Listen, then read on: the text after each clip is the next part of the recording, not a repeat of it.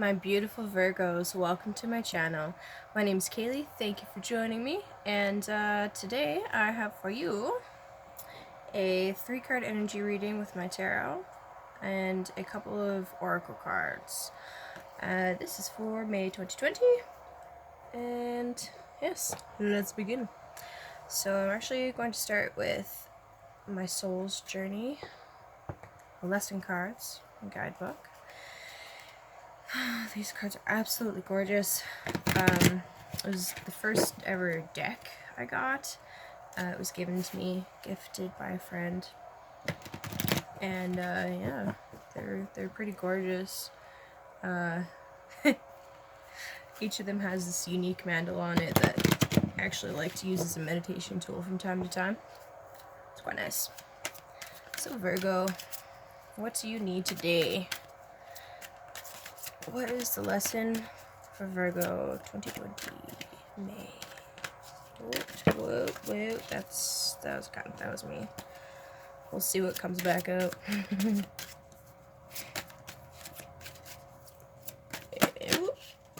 Oh, whoa. Okay. Alright, on the bottom is change.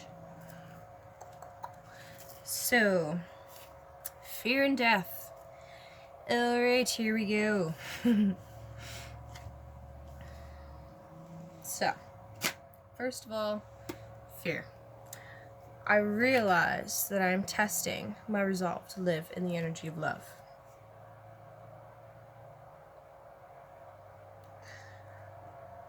And death.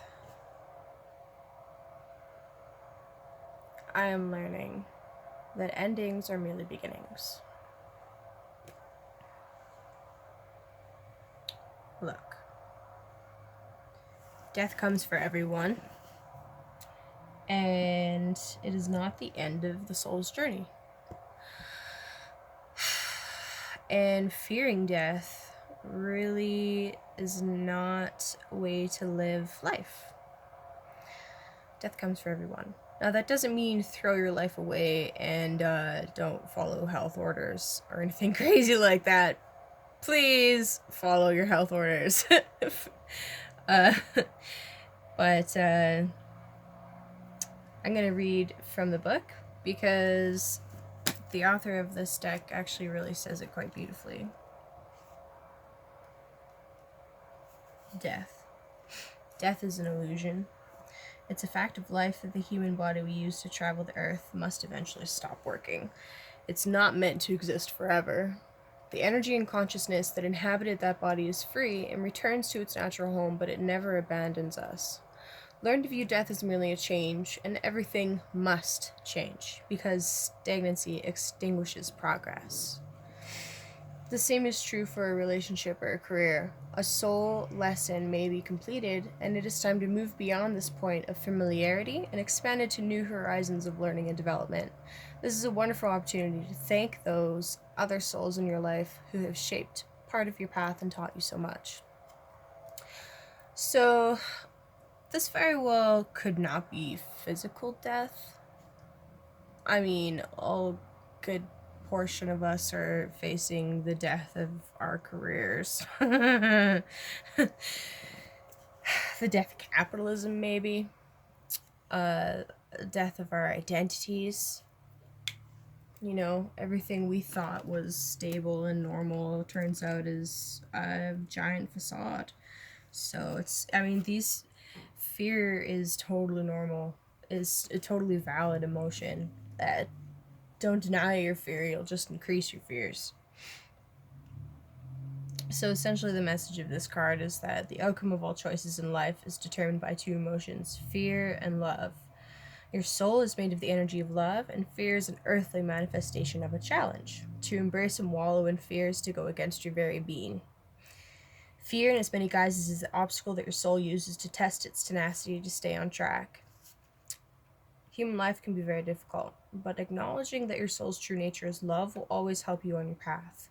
When fear rears its ugly head, it is really an opportunity for you to stare it in the eye and turn that doubt into trust.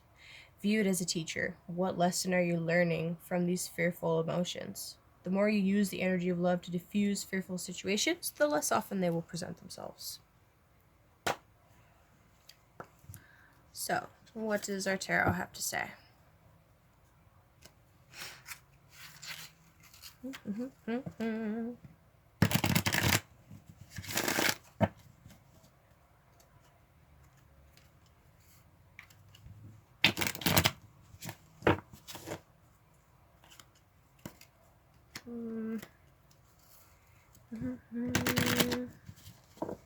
Ew. Doesn't have to be pretty. Very Virgo.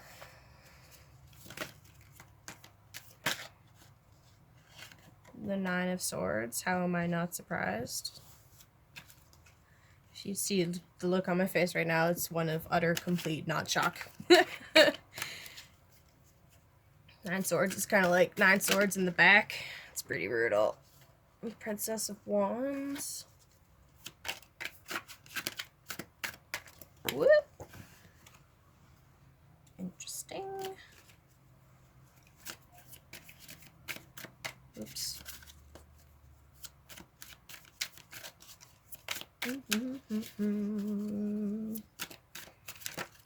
Oh, there we go. Yeah. Yep. Okay. Alright, so the Nine of Swords, this is Mars and Gemini energy. Gemini cards, these get a pretty bad rap. I mean, they're cruelty and despair and failure, things like that. They're pretty rough. But, I mean, the idea of this is that once you go through these kinds of situations, they become a lot easier the next time around. Because, you know, lessons in life come to everybody. Nobody gets through on a free ride. I guess. So, the Five of Pentacles is the Lord of Material Trouble. So, in the Rider-Waite decks, you see a couple of people outside of what looks like a church, and they look homeless and all that fun stuff. Essentially, Mercury in Taurus here is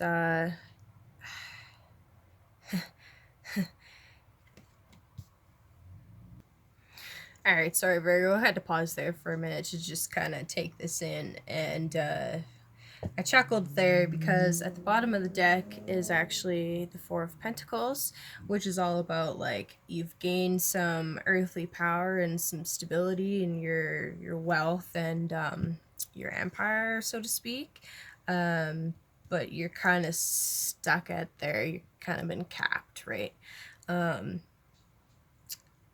You're like kind of hoarding onto that energy, but that's like it's not really all fulfilling. So essentially that's on the bottom of the deck, and the Five of Pentacles coming out here, this is like you losing that empire.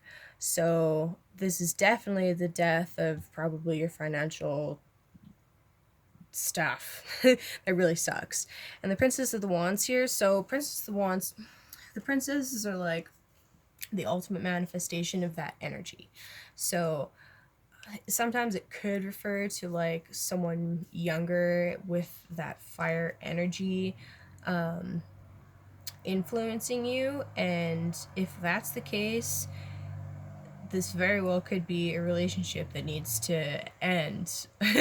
Maybe she's connected to your empire that is most definitely crumbling before your eyes. But my message to you, Virgo, is to embrace this death, this metaphysical death, this career death, because on the other side of this 9, eventually when you get to the 10, that's really gonna suck. But once that cycle is finally done and you've crossed that finish line, so to speak, you've rid yourself of this domineering energy. Sorry, I was talking about the Princess of Wands here. Once you've learned these lessons and moved past this, there will be a brighter future. But kind of feels like you need to really come to some acceptance, and I don't know, hopefully that helps. So the Princess of Wands, she's our ultimate manifestation of everything fire. Okay, so you've got a little bit of some, like, you've got Aries Ram, right? You've got a giant flower. It's very much like fertility and all of that lovely stuff that comes with fertility. But at her worst, she can be cunning and manipulative and cruel, straight up cruel. Yeah, so let's see. Wow. Let's see what the fairies have to say for you, Virgo. This is a very light, fluffy deck right after kind of a heavy read. I hope we can shed some light, so to speak, on the situation. Fairies, what does Virgo need to hear? Right? Alright, so detoxification is what the fairies are saying. Also on the bottom, hilarious, quiet time. So once you are able to rid yourself of this situation, take some time to detoxify your body and your mind. The message of this card is that we need to eat healthy, and we need to surround ourselves with healthy people, and we need to take in healthy messages. So be aware of the media you're consuming. Be aware of the people you surround yourself with. Be aware of the things that you eat and put into your body and all of that. That's really important, especially for maintaining our health. Yeah, so I hope, Virgo, that you can move past this Nine of Swords eventually and accept whatever career death or relationship death that needs to happen so you can move forward. And that is what I have for you. Thank you very much for watching. If you like this reading, please like, hit subscribe, make sure you hit that bell notification, and it was a pleasure reading your cards, Virgo. See you later. Have a good day.